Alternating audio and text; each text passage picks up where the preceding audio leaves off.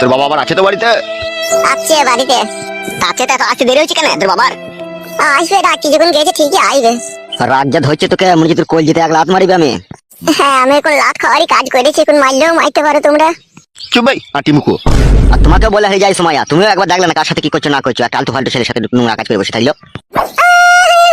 ওই এসে আমাকে করার লেগে মারামারি করতে, আমার কোনো দোষ নাই। সুমাইয়া, মাথার উপরে ভগবান আছে, এত বড় মিথ্যা কথা বললো না। তুমিও আমাকে ডেকেছিলে লিবার লেগে, আজকে তুমি সবারই সামনে আমাকে দোষী সাজাইছো। এই বোকাচুদা, পাটা দেখেছিস আমার ক নম্বর? এক লাত মারবো তো 10 নম্বর ছাপ উঠে যাবে তোর মুখে। আবাগো শালোকে গুলি করে দেবো?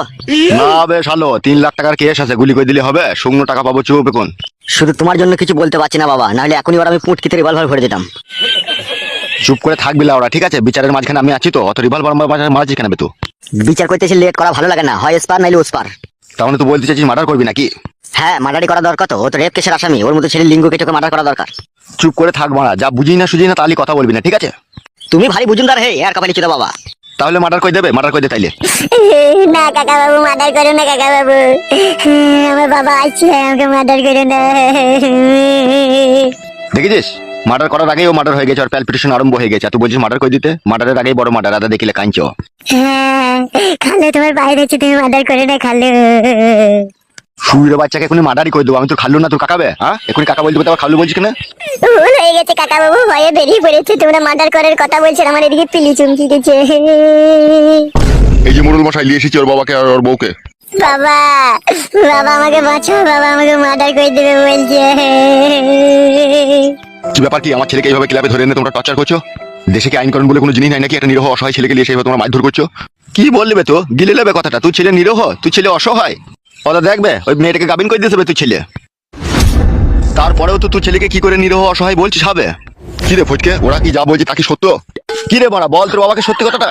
আপনিও তো চটপট করছেন কেন? আমি জিজ্ঞেস করছি তো। কেলা চোদা, আমি এখানে আছি বলে তুই ছেলেটা এখনো পর্যন্ত বেঁচে আছে বে? জিজ্ঞেস কর তুই ছেলেকে, নাহলে এখনই মার্ডার হয়ে যেতে ও। মার্ডার করে দিবে, মার্ডার করে দিবে, সস্তাটা মার্ডার করে দিবে। তা গাবিন করবে কেন হে আমার বোনকে? তোমার ভাতার গায়ে মারাই যাবে। বাগাইতে চুপ। আর এই যে মশাই, আপনাকে বলছি। হ্যাঁ বলুন।